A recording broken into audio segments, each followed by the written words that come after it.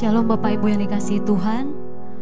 Pada saat di hari ini mari kita siapkan hati kita. Kita boleh datang kepada Tuhan untuk kita mulai doa kita pada saat ini. Mari kita siapkan hati dan pikiran kita supaya kita boleh datang untuk menyembah Tuhan. Sebelum kita masuk dalam hadirat-Nya lebih dalam lagi, mari kita satukan hati. Kita bersatu di dalam doa. Bapa yang baik, Bapa yang kami sembah di dalam nama Tuhan Yesus, kami mengucap syukur kepadamu ya Tuhan pada pagi hari ini. Kami bersyukur buat kasih setiamu, buat kebaikanmu, buat kemurahanmu, buat perlindunganmu bagi setiap kehidupan kami, buat setiap kehidupan jemaatmu, umatmu dimanapun mereka berada pada saat ini Tuhan. Kami bersyukur karena Engkau memelihara kami dengan kasih-Mu yang sempurna. Dan pada saat hari ini Tuhan, kami memberikan waktu dan memberikan hidup kami untuk datang kepadamu. Kami mau menyembah Engkau Tuhan. Kami membawa persembahan kami yang terbaik bagi nama-Mu, bagi kemuliaan nama-Mu Tuhan. Ini setiap kami umat-Mu, ini kami datang di hadapan-Mu. Mari Tuhan kuduskan setiap kehidupan kami. Mari Tuhan sucikan setiap kami. Engkau melayakkan kami Tuhan untuk datang di hadapan-Mu. Engkau memberkati setiap kami anak-anak-Mu yang datang di dalam nama-Mu. Biarlah perkenanan-Mu turun atas setiap kami, dan biarkan kami boleh merasakan lawatan kuasa-Mu dan jamahan kuasa-Mu Tuhan memulihkan setiap kehidupan kami. Dan kami percaya ketika kami datang menyembah-Mu, Engkau boleh memberikan kekuatan bagi setiap kami yang lemah. Engkau memberikan kesembuhan bagi setiap kami yang sakit. Bahkan Engkau memberikan penghiburan bagi setiap hati yang susah. Engkau memberikan Tuhan kelepasan, bahkan kebebasan bagi setiap kami yang terikat. Karena kami percaya ada kuasa di dalam nama-Mu, ada kuasa di dalam penyembahan kepada Engkau Tuhan. Sebab Engkau Allah yang berkuasa atas seluruh kehidupan kami. Terima kasih Tuhan, Engkaulah yang dimuliakan dan ditinggikan atas seluruh kehidupan kami. Terima kasih ya Bapa. Terpujilah nama-Mu di atas segalanya. Dalam nama Tuhan Yesus Kristus kami mengucap syukur, kami berdoa, haleluya, amin.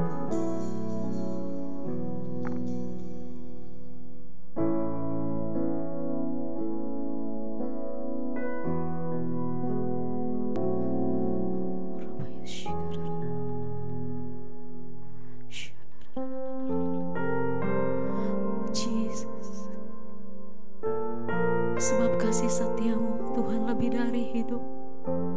Biar bibir kami memegahkan Engkau, biar hidup kami memuliakan nama-Mu, biar hidup kami boleh menyenangkan hati-Mu.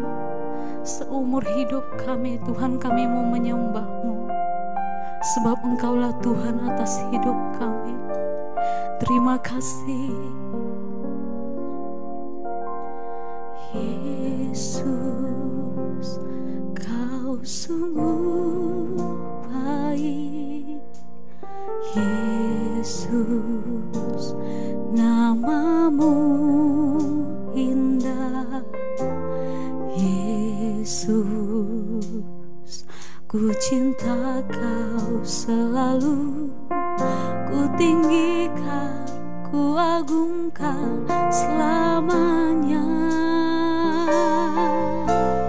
Yesus, Kau sungguh baik. Yesus, nama-Mu indah. Yesus, ku cinta Kau selalu. Ku tinggikan, ku agungkan selamanya. Ku mau memuji-Mu, ku selalu puji-Mu. Ku mau menyembah-Mu, ku selalu sembah-Mu. Kau yang layak terima semua pujian, kemuliaan hanya bagi Tuhan. Mari bersama-sama angkat pujian ini, katakan: Yesus, Kau sungguh baik. Yesus, nama-Mu indah.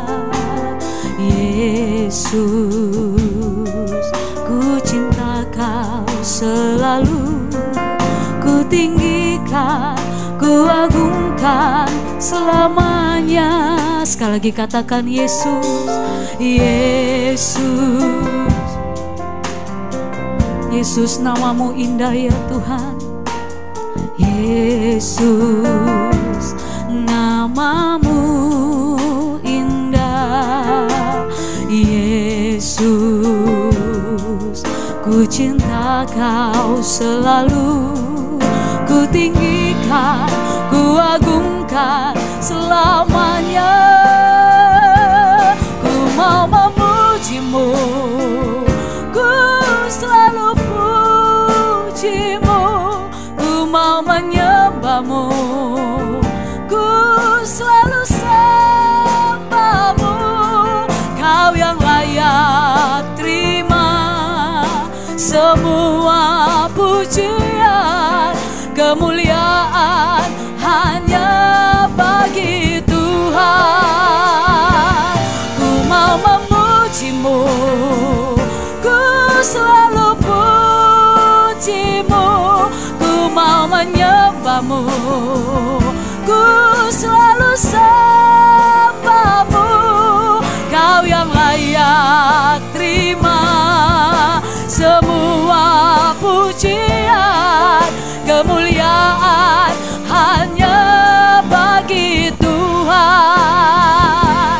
Semua kemuliaan dan keagungan tertuju padamu, Tuhan dan Rajaku. Segenap jiwa dan nafasku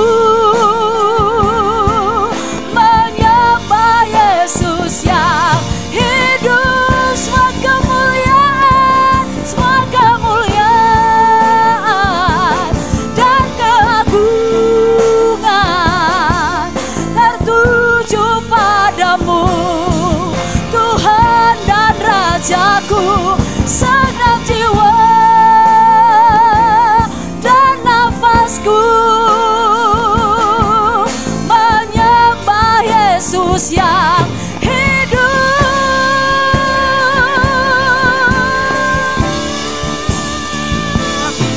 Mau memujimu, ku selalu pujimu, ku mau menyembahmu, ku selalu sembahmu.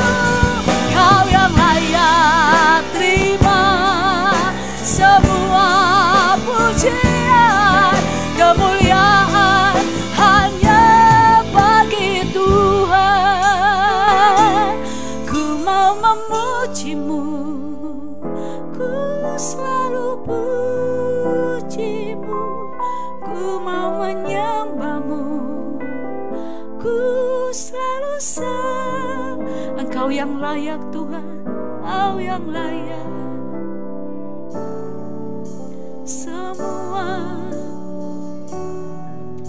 kemuliaan hanya. Mari angkat suaramu, katakan sekali lagi. Ku mau memujimu, yes Lord. Ku mau menyembahmu, ku selalu Kau yang layak terima semua pujian, kemuliaan hanya bagi Tuhan. Kau yang layak, Kau yang layak terima semua pujian, kemuliaan hanya bagi Tuhan.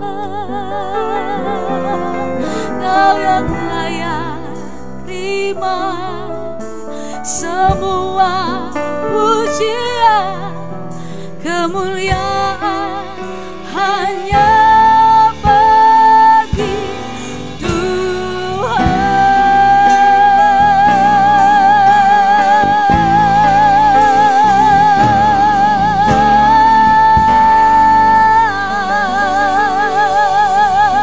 Haleluya.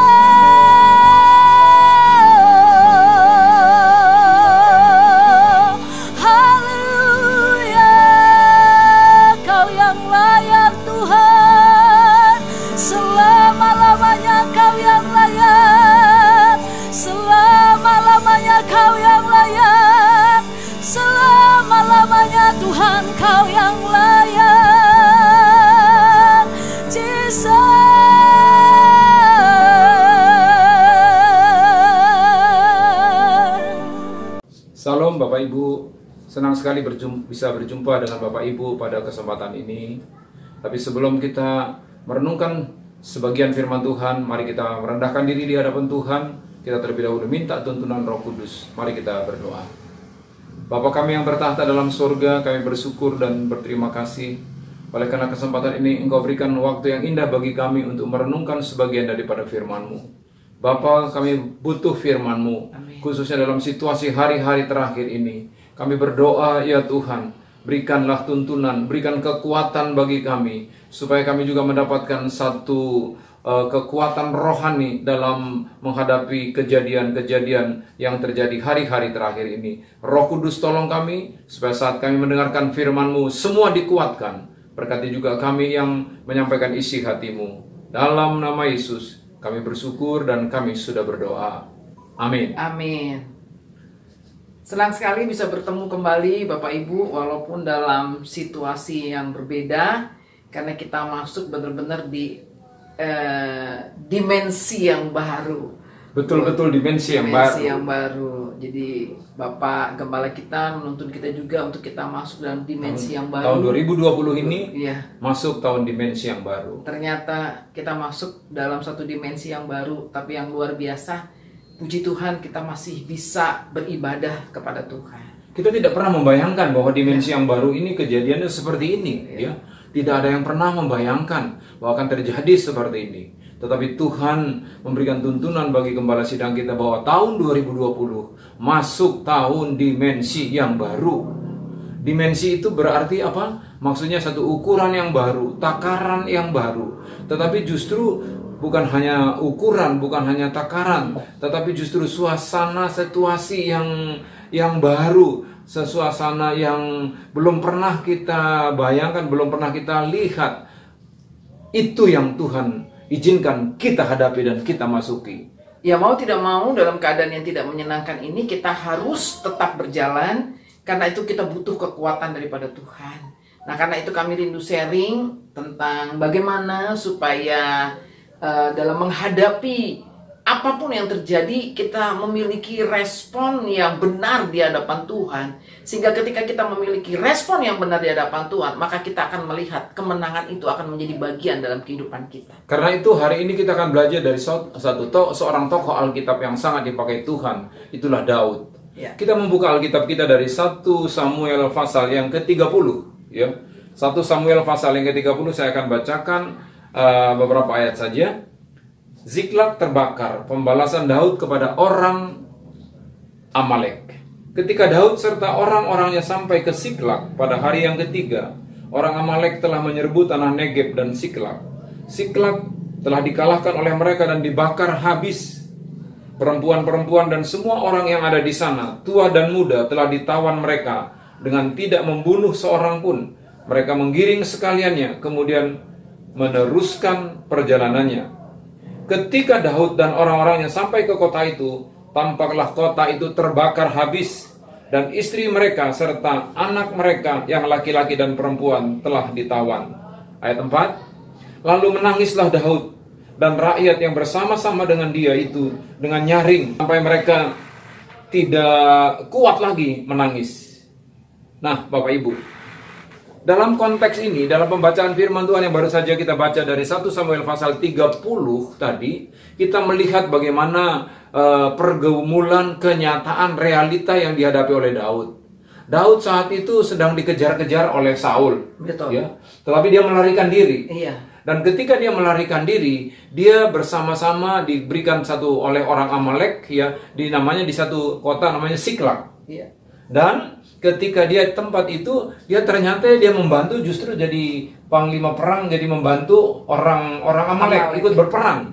Dan kemanapun mereka berperang, mereka senantiasa mengalami kemenangan.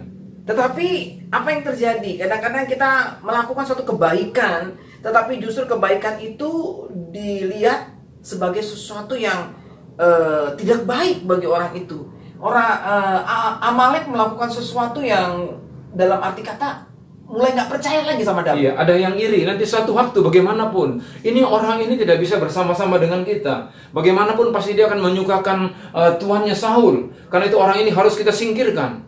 Ya. terjadi lagi pemutusan hubungan. Ya, kalau kita lihat masalah demi masalah tuh silih berganti. Mulai daripada Daud, ya, dikejar-kejar oleh Saul. Seharusnya dia sudah sertijab. Iya.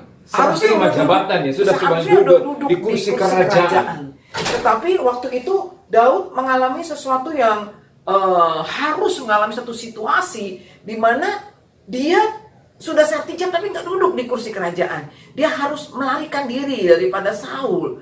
Dan dalam keadaan seperti itu, dan dia sudah menolong ya, tetapi ketika dia menolong justru bukan pujian yang dia terima, bukan sanjungan, tetapi justru rasa iri hati sehingga dia disuruh untuk meninggalkan orang Amalek.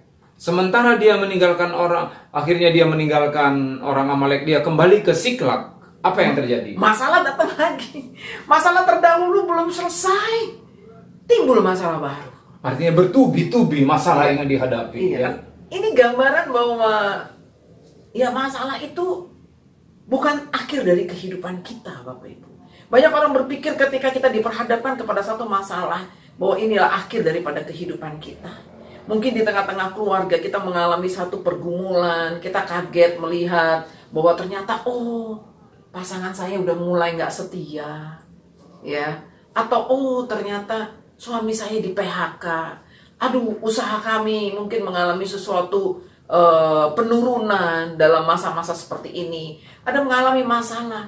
Daud mengalami masalah demi masalah. Begitu dia pulang sampai di Siklag, belum sampai di Siklag, dia melihat bahwa kota Siklag telah terbakar habis. Anak-anaknya ditawan. Semuanya mereka menangis.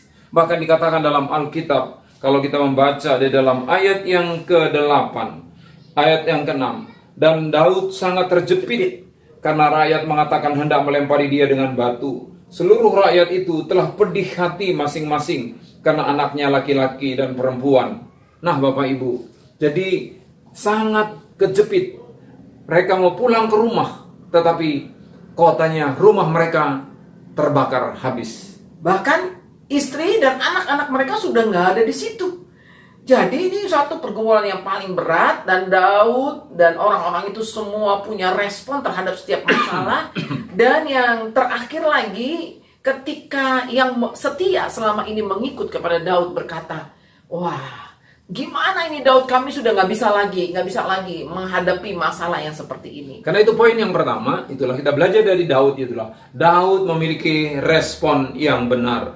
Apa respon benar yang dimiliki oleh Daud? Kalau kita baca dalam ayat pasal 1 Samuel 30 ayat 6, dikatakan dalam 1 Samuel 30 ayat 6 bagian terakhir, tetapi Daud menguatkan kepercayaannya kepada Tuhan Allahnya. Jadi artinya respon yang benar dari Daud yang pertama ialah Daud menguatkan imannya, kepercayaannya kepada Tuhan. Ketika kita mengikut Tuhan, Bapak Ibu, Tuhan tidak pernah berjanji bahwa kita semuanya berjalan dengan baik. Ada masa-masa dalam kehidupan kita, mungkin kita mengalami seperti yang Daud alami. Satu masalah belum selesai, datang masalah yang kedua. Masalah pertama, kedua belum selesai, dan semakin berat, semakin berat. 1, 2, 3 masih masalah, datang lagi masalah yang keempat. Mungkin itu kita alami dalam rumah tangga kita saat ini. Tetapi respon yang benar menunjukkan bagaimana satu sikap dalam kehidupan kita sebagai orang percaya untuk memberikan respon yang benar kepada Tuhan. Itu respon yang benar menjadi awal kemenangan di dalam kehidupan mungkin kita. Ada di antara kita dalam kondisi pandemi COVID-19 ini ya, mungkin perusahaan kita juga mengalami omsetnya menurun. Sudah omset menurun, ada lagi masalah dalam keluarga. Belum masalah dalam keluarga, ada juga lagi terkerang sakit penyakit. Waduh, ini beruntun sekali kelihatannya. Iya. Tetapi bagaimana Bapak Ibu respon kita ketika menghadapi situasi ini? Daud, kita belajar, dia menguatkan kepercayaannya. Dia fokus kepada Tuhan. Dia fokus kepada siapa yang dia sembah, siapa yang dia yakini. Itu yang harus kita pelajari dari kisah Daud ketika menghadapi situasi yang sulit. Nah, dalam keluarga, ketika keluarga punya masalah, kita bisa saja memberikan respon yang salah. Ya, bukan respon yang benar, yang bisa sering saja terjadi. Kita saling mempersalahkan. Waduh, Pak, suami nyalain istri. Suami nyalain istri, Istri nyalain suami, orang tua nyalain anak, anak nyalain orang tua. saling mempersalahkan. Nggak bisa cari duit. Masa? Kamu sih, Waduh, gitu aja kamu ditipu orang. kamu sih juga berapa duit habis terus. Waduh. Memang kamu berkarunia menghabiskan duit. Waduh. Jadi saling mempersalahkan. Kalau kita saling mempersalahkan, maka kekuatan kita semakin menurun. Kita semakin lemah, Bapak Ibu. Kita semakin lemah. Tetapi Mulai- ketika kita punya masalah, kita belajar berespon dengan benar. Jadi mulai hari ini, suami stop. Kita harus belajar stop mempersalahkan istri. Sebab apa, Bapak Ibu? Kita ini adalah leader. Kita ini adalah pemimpin. Jadi kalau keluarga mengalami masalah, sebenarnya itu kunci utama ada di leader. Karena kita ini pemimpin. Mari, yang merasa pria katakan semuanya bersama-sama dengan saya. Saya adalah pemimpin. Mari katakan. 1, 2, 3. Saya adalah pemimpin. Ya. Jadi, begitu juga seorang istri. Ketika suami ada persoalan, di rumah tangga ada persoalan, kita sendiri punya persoalan, mari kita belajar untuk tidak mencari kambing hitam. Kadang-kadang anak bisa dikambing hitamkan, ya. Bahkan lebih jahat, lebih salah lagi. Iblis dikambing hitamkan. Iya. Anak dipersalahkan maksud saya, sementara iblis dikambing hitamkan. Nah, iblis itu sudah hitam. Jangan dikambing hitamkan. Jadi jangan cari siapa yang salah. Kalau Tuhan izinkan ada persoalan seperti ini, maka belajar dari Daud. Apa yang dia lakukan pertama adalah Daud menguatkan kepercayaannya kepada Tuhan. Ada banyak cara yang kita bisa lakukan untuk menguatkan kepercayaan kita kepada Tuhan. Mungkin bagi Daud sebagai seorang pemuji dan penyembah, Dia menyembah Tuhan. Dia diambil gitarnya, dia naikkan pujian dengan mungkin air mata mengalir. Yesus, Engkau baik, sungguh baik, sangat baik. Amin. Kalau kita naikkan pujian sama Tuhan, kita mengangkat hati kita, percayalah, imanmu pun akan diangkat oleh Tuhan. Sebab Allah bertahta di atas puji-pujian, Bapak Ibu. Ketika Allah bertahta di atas puji-pujian, saya percaya mungkin masalah belum selesai, tapi kita bersama dengan keluarga diberikan kekuatan untuk menghadapi realita yang sedang terjadi. Itu yang pertama, Bapak Ibu. Jadi nomor 1, belajar berespon dengan benar. Untuk wanita, jangan sampai responnya ngomel-ngomel, marah-marah, ya, cari yang salah sambil marah-marah. Siapa yang nggak salah pun dimarahin. Waduh, itu sangat menyakitkan hati. Tapi belajar wanita untuk banyak berbicara, bukan ngomel, tapi berbicara sama Tuhan. Respon yang benar adalah masuk di dalam kamarmu, berdoa sama Tuhan, membawa kehidupan kita kepada Tuhan. Saya senang sekali dengan Raja Daud. Daud berkata, waktu aku takut, aku percaya. Waktu Daud mengalami masalah, dia percaya kepada Tuhan. Oke, kita pun suami belajar untuk memiliki respon yang benar. Suami, istri belajar respon yang benar. Sehati belajar. Ketika masalah terjadi, mari kita belajar tetap sehati bersama-sama. Ketika kita sehati, kami percaya doa-doa kita dijawab oleh Tuhan. Ini sekarang yang kedua. Bagaimana respon yang kedua? Apa yang dilakukan oleh Daud ketika menghadapi kesulitan? Rumah sudah terbakar, mereka mengalami keluarganya sedang ditawan. Apa yang bahkan orang-orang kepercayaan Daud mengancam dia. Kita melihat di dalam 1 Samuel 30 ayat 7 dan ayat 8. Saya baca firman Tuhan ini untuk kita. 1 Samuel 30 ayat 7 dan ayat 8. Lalu Daud memberi perintah kepada Imam Abiatar bin Ahimelek, bawalah efod itu kepadaku. Maka Abiatar membawa efod itu kepada Daud. Ayat 8. Kemudian bertanyalah Daud kepada Tuhan. Katanya, haruskah aku mengejar gerombolan itu? Akan dapatkah mereka kususul? Dan ia berfirman kepadanya, kejarlah, sebab sesungguhnya engkau akan dapat menyusul mereka dan melepaskan para tawanan. Nah, yang kedua ialah Daud minta tuntunan Tuhan. Daud minta petunjuk Tuhan. Daud minta guidance dari Tuhan di dalam menghadapi persoalan, dalam menghadapi kesulitan yang sedang terjepit ini. Memang ketika kita menghadapi satu masalah, cenderung kita mencari pemikiran kita sendiri. Mungkin kita tanya teman, itu boleh. Tetapi nomor 1, jangan lupa berdoa, tanya Tuhan. Kalau Tuhan izinkan ada satu pergumulan, Tuhan izinkan ada satu masalah, Tuhan izinkan juga ada satu hal yang harus dilakukan dalam kehidupannya. Satu keputusan Iya, yang harus kita mungkin ambil. dia bilang, wah, mungkin kita sebagai satu perusahaan sedang menawarkan untuk kita dipromosikan, ya, dipromosikan ke satu tempat, tetapi ini tempatnya kita harus pindah, ya. Bagaimana? Apakah kita menerima atau tidak? Ya, kita berdoa sama Tuhan. Bagaimana yang terbaik, ya, yang terbaik. Mungkin ketika kita tidak terima promosi itu, ya kita tidak jadi keluar, tapi kita tinggal. Ya, tetapi kalau saya terima promosi itu mungkin ada tantangan. Bagaimana dengan anak-anak? Bagaimana dengan istri? Karena nggak bisa ikut atau harus tinggal. Waduh, itu pusing. Tetapi kalau kita tanya Tuhan, maka Tuhan akan memberikan tuntunannya dengan jelas kepada kita. Mungkin dalam perusahaan kita ada satu challenge. Mungkin ada kesempatan untuk kerjasama dengan satu perusahaan yang cukup punya nama. Kita diberikan kesempatan untuk bekerja sama dengan perusahaan tersebut. Tetapi Bapak Ibu, memang kalau secara kalkulasi kelihatannya menguntungkan.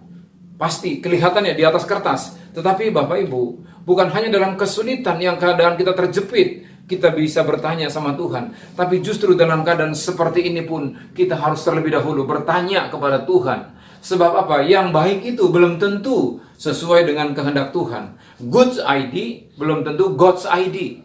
Karena itu mari kita ingat firman Tuhan berkata dalam Yeremia 17, diberkatilah orang yang mengandalkan Tuhan.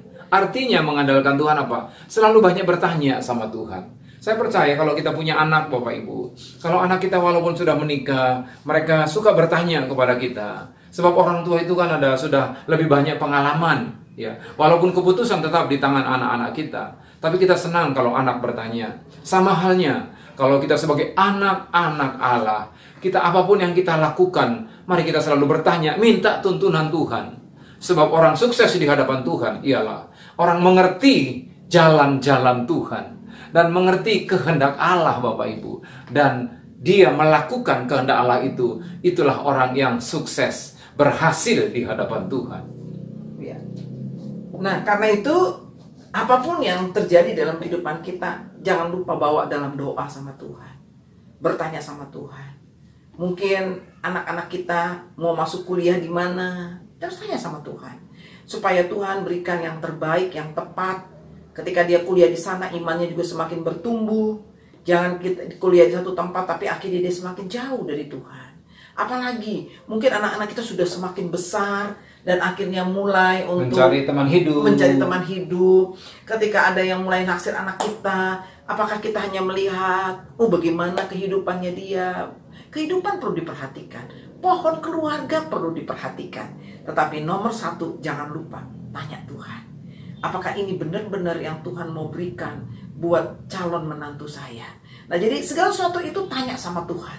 Sehingga ketika kita tanya sama Tuhan, kita itu enjoy dalam kehidupan kita. Kita nggak tertekan karena kita percaya, ya, Tuhan itu selalu menuntun jalan orang benar. Ketika hidup kita benar di hadapan Tuhan, dia akan menuntun kita. Walaupun mungkin saat ini Tuhan sedang membawa kita, mengizinkan kita untuk masuk di dalam satu lembah yang dalam kehidupan kita. Tetapi kalau Tuhan menuntun kita ke sana, maka kita percaya sebagai Ayub yang berkata di dalam Ayub 42 ayat yang kedua, aku tahu Tuhan, Engkau sanggup melakukan segala sesuatu, sebab tidak ada rencanamu yang gagal di dalam kehidupan aku. Ketika Ayub berkata demikian, maka ada satu kekuatan di dalam diri Ayub untuk akhirnya dia kuat mendoakan sahabat-sahabatnya, dan akhirnya itulah titik balik di mana Tuhan memulihkan Ayub di dalam kehidupannya. Mungkin Bapak Ibu bertanya sama Tuhan, itu gimana ya Bu ya? Gimana ya Pak? Tuhan kan tidak kelihatan. Nah Bapak Ibu, ada beberapa cara, ada beberapa jalan untuk kita bisa bertanya konkretnya kepada Tuhan. Mungkin bisa saja ketika kita membaca firman Tuhan, ada satu ayat firman Tuhan, diberikan Roh Kudus memberikan satu impresi, satu kesan yang dalam tentang satu firman Tuhan. Iya. Bisa juga mungkin ketika kita ikut di KUL, ya, bisa juga ketika kita mendengarkan firman Tuhan dalam suatu ibadah online sekarang ini, kita ada satu bagian tertentu dalam firman itu merupakan jawaban bagi kita. Bisa juga Bahkan juga bisa melalui percakapan kita dengan gembala kita. Bisa juga melalui itu Tuhan memberikan satu jawaban. Iya. Jadi ada berbagai jalan, betul. ya, berbagai Tetapi cara.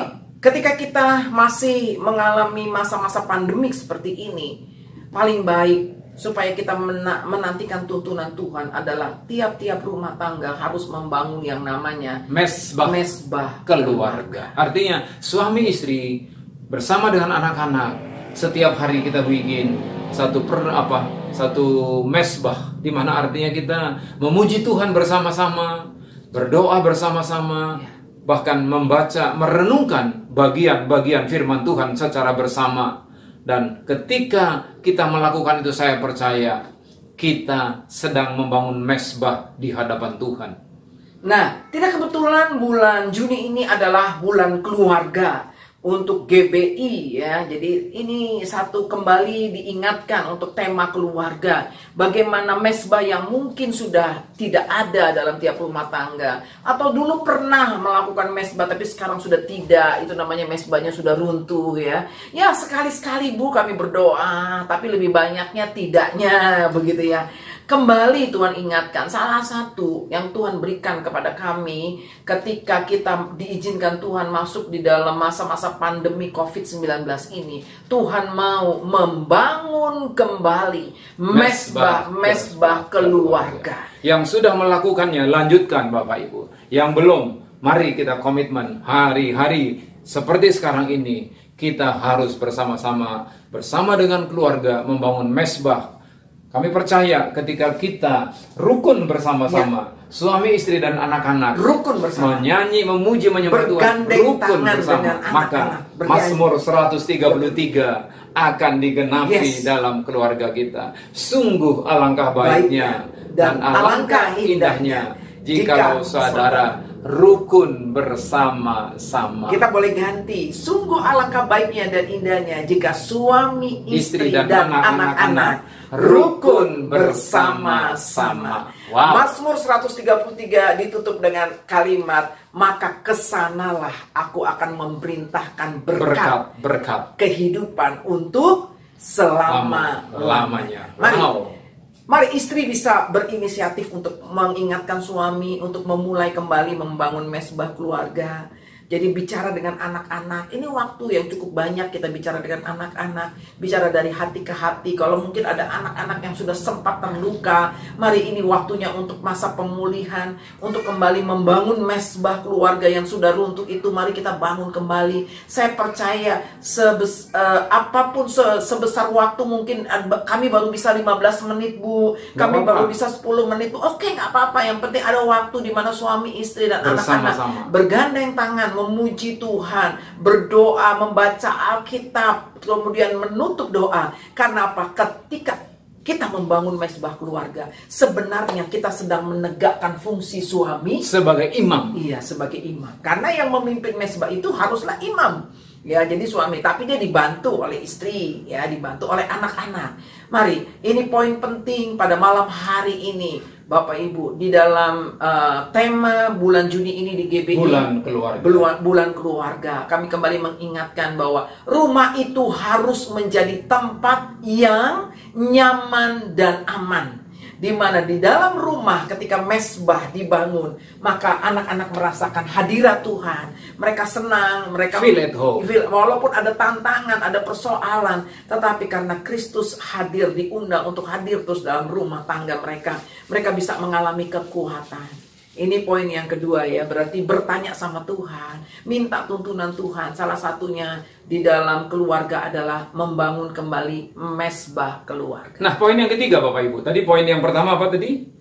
Respon dengan benar, menguatkan hatinya, itu respon yang benar. Respon yang benar. Yang kedua, Daud minta tuntunan, minta petunjuk dari Tuhan. Dan yang ketiga, Daud mengalami kemenangan. Wow, luar biasa. Ternyata kalau orang seperti Daud kita belajar, kalau dia menguatkan imannya dan minta petunjuk kepada Tuhan, Tuhan memberikan kemenangan. Mari kita baca Bapak Ibu bagian firman Tuhan dari 1 Samuel 30 ayat 17 mulai. Saya akan baca bagi kita 1 Samuel pasal 30 ayat 17. Dan pada keesokan harinya Daud menghancurkan mereka dari pagi-pagi sampai matahari terbenam. tidak ada seorang pun dari mereka yang lolos, kecuali 400 orang muda dan melarikan diri dengan menunggang unta. Daud melepaskan semua apa yang dirampas oleh orang Amalek itu. Juga istrinya dapat dilepaskan Daud.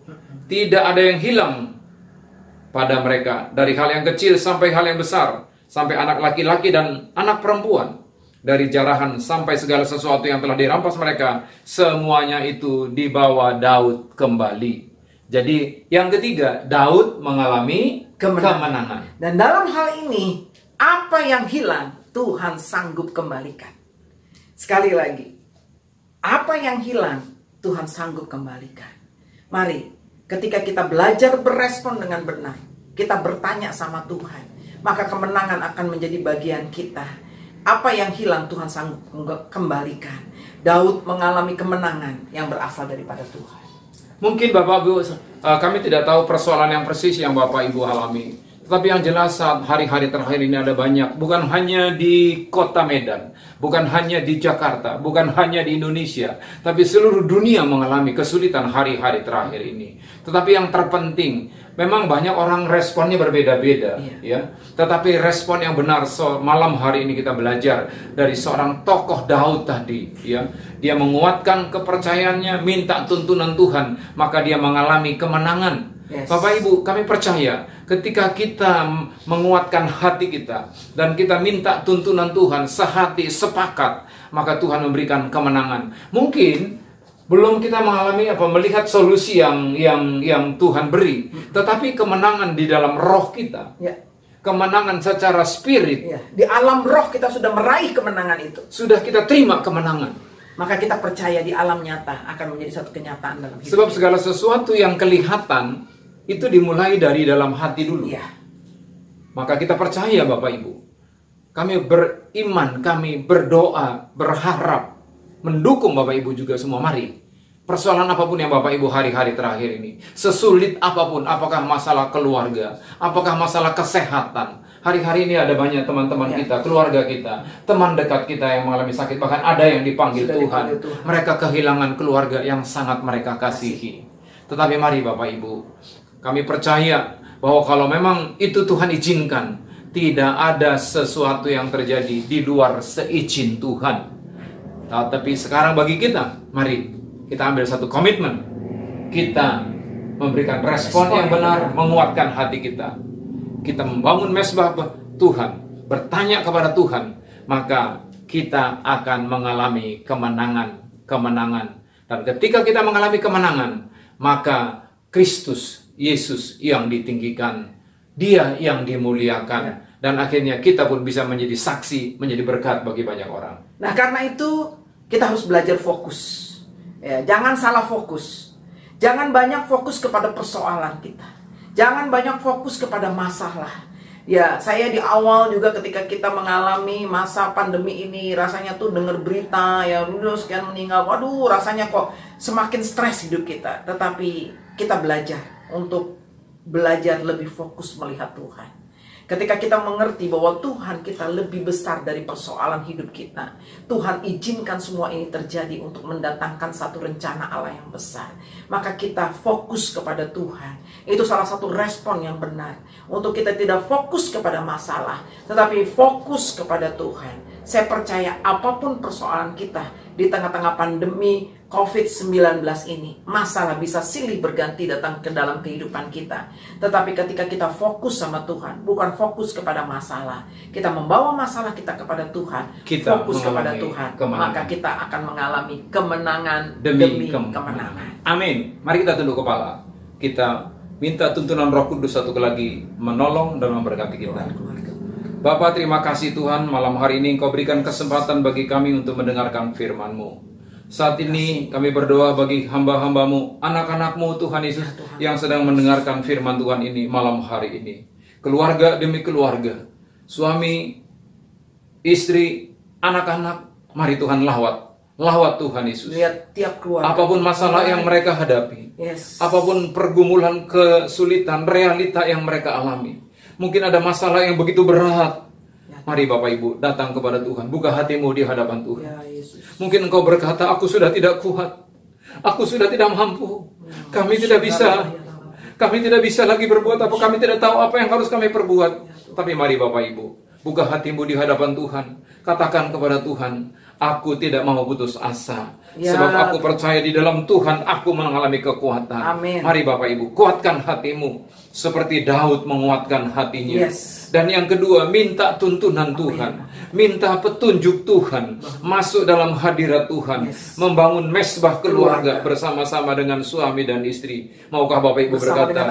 Bersama dengan anak-anak. Maukah Bapak Ibu berkata, Tuhan, kesulitan apapun yang aku hadapi, aku mau belajar dari Daud. Aku mau menguatkan hatiku. Aku selalu mau minta petunjuk Tuhan. Aku percaya kalau Daud mengalami kemenangan, aku pun akan mengalami kemenangan. Dalam nama Yesus. Kalau engkau mau berkata demikian, mari Bapak Ibu, buka ke hatimu.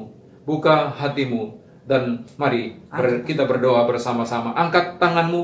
Kalau engkau mau berkata demikian, aku mau Tuhan. Aku mau Tuhan. Aku berkomitmen malam ini. Apapun masalah yang aku hadapi, aku berjanji, aku selalu menguatkan hati keluargaku, hatiku, dan aku mau minta petunjuk Tuhan. Mari angkat kedua tanganmu, kita berdoa. Dalam nama Yesus. Terima kasih Bapa, malam hari ini kami berdoa bersama-sama sebagai satu keluarga. Kami bergandengan tangan Tuhan. Suami, istri, dan anak-anak, Engkau melihat setiap kami, bagaimana keberadaan kami, persoalan apa yang kami hadapi.